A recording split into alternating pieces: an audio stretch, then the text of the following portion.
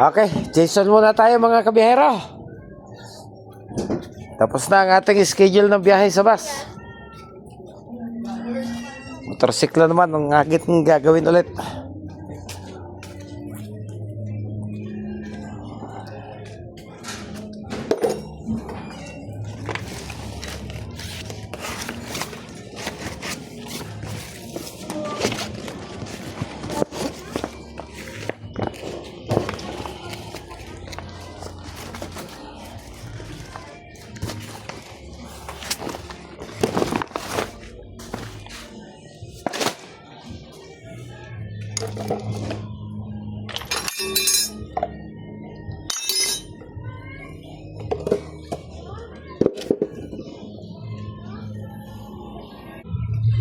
Okay, pili po tayo ng socket wrench na ating pong gagamitin. Ayan, tatanggalin po muna natin yung ating drain plug.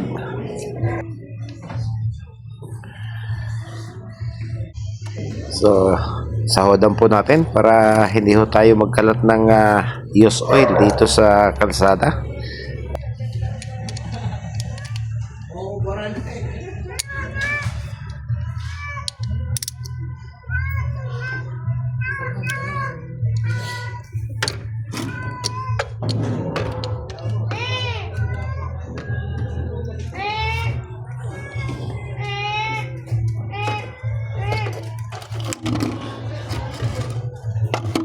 Diba?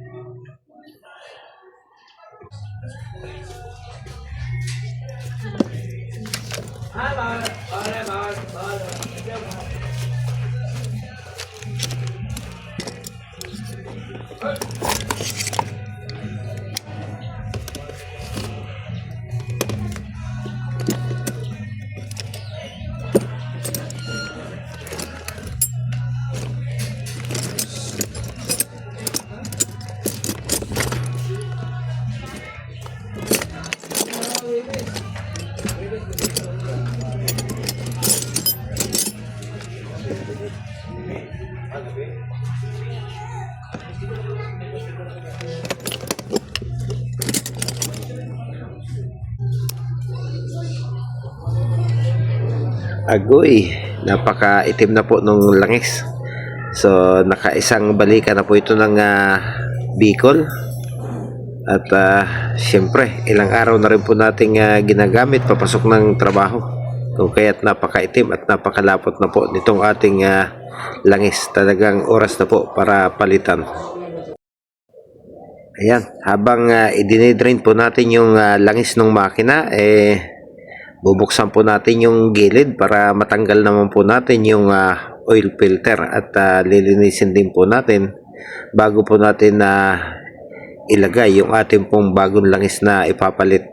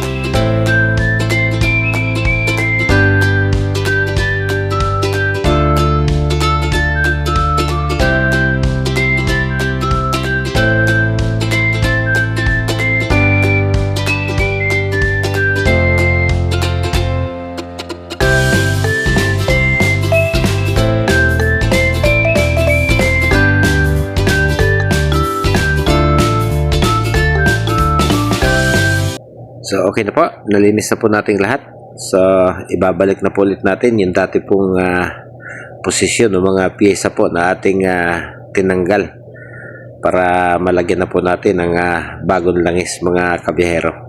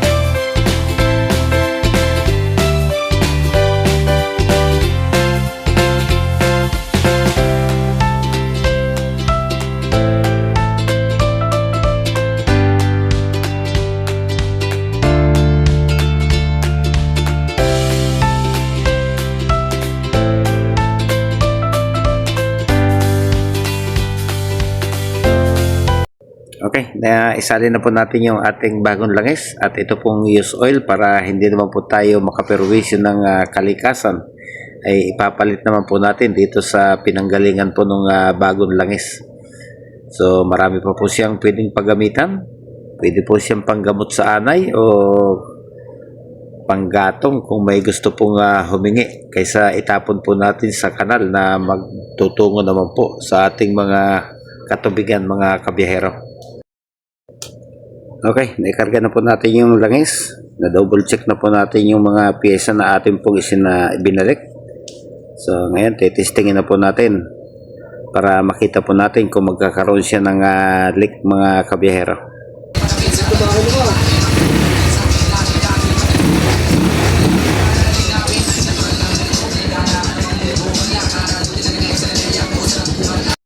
So okay naman po siya mga kabihero. Ayun si Kevin gumagawa rin ng kanyang motorsiklo doon sa ating unahan. Araw po kasi ng linggo ngayon kung kaya't marami po yung nag-aayos ng kanila pong mga motorsiklo mga kabihero. So hanggang dito na naman po at maraming salamat po sa inyong panonood.